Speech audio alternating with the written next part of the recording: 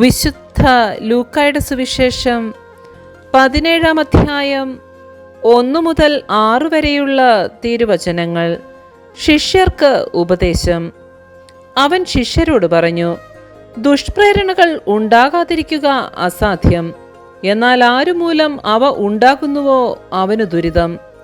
ഈ ചെറിയവരിൽ ഒരുവന് ദുഷ്പ്രേരണ നൽകുന്നതിനേക്കാൾ നല്ലത് കഴുത്തിൽ തിരികല്ല് കെട്ടി കടലിൽ എറിയപ്പെടുന്നതാണ്.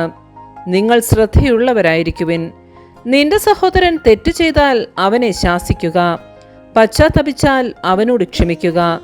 ദിവസത്തിൽ 7 പ്രാവശ്യം അവൻ നിനക്കെതിരായി പാപം ചെയ്യുകയും 7 പ്രാവശ്യവും തിരിച്ചു വന്ന് ഞാൻ പശ്ചാത്തപിക്കുന്നുവെന്ന് പറയുകയും ചെയ്താൽ നീ അവനോട് ക്ഷമിക്കണം.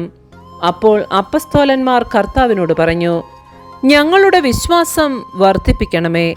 കർത്താവ് പറഞ്ഞു, നിങ്ങൾക്ക് ഒരു കടുകുമണിയോളം വിശ്വാസമുണ്ടെങ്കിൽ ഈ സിക്കമിൻ വൃക്ഷത്തോട് ചുവടോടെ ഇളകി കടലിൽ ചെന്ന് വേരുറയ്ക്കുക എന്ന് പറഞ്ഞാൽ അത് നിങ്ങളെ അനുസരിക്കും.